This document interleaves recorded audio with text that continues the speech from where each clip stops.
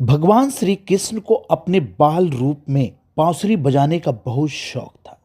यह शौक ऐसा था कि उन्होंने 11 वर्ष 56 दिन की अवस्था मीन्स जिस दिन वह कंस का वध करने के लिए मथुरा प्रस्थान किए, तब तक उन्होंने एक पल के लिए भी इस बांसुरी को अपने से अलग नहीं किया।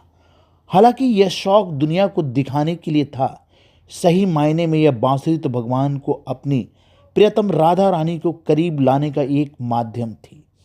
राधा रानी भी इसकी धुनों को सुनते ही भगवान से मिलने के लिए कुंज की गलियों में दौड़ पड़ती थी। लेकिन ऐसा क्या हुआ कि उन्होंने अपने बांसुरी को अंत समय में तोड़कर झाड़ियों में फेंक दिया। मथुरा जाते समय जब भगवान राधा रानी से मिले तो उन्होंने वृंदावन में आखिरी बार अपनी बांसुरी को बजाई और राधा रानी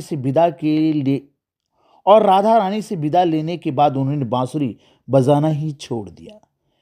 इस विदाई के वक्त भगवान ने कहा था कि शायद अब उनकी मुलाकात राधा रानी से फिर नहीं होगी, लेकिन राधा रानी ने आग्रह किया कि वह देवलोक प्रस्थान करने के पूर्व मानव शरीर में एक बार पुनः उनसे मिलना चाहेगी।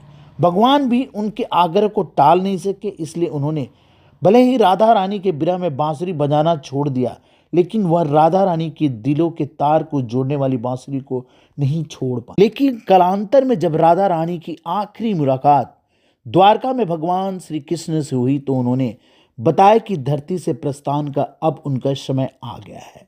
हालांकि भगवान ने उन्हें रोकने का प्रयास किया, यहाँ तक कि भगवान के आग्रह पर राधा रानी कुछ दिनों तक देविका के रूप में द्वारिका में प्रवास भी किया। देविका का अर्थ होता है एक देवी स्वरूप। लेकिन राधा रानी ने भगवान श्री कृष्ण से कहा कि अब इन देवलोक का कुछ कार्य उनका शेष रह गया है, इसलिए वह उसे करना जरूरी है।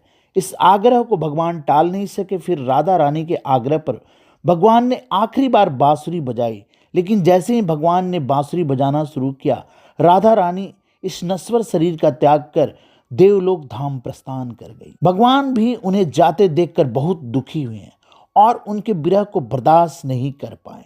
अंततः उन्होंने उसी पल अपनी बांसुरी को तोड़कर झाड़ियों में फेंक दिया और अपने पूरे जीवन काल में कभी भी उन्होंने कोई वाद्य यंत्र अपने मुख से नहीं बजाया।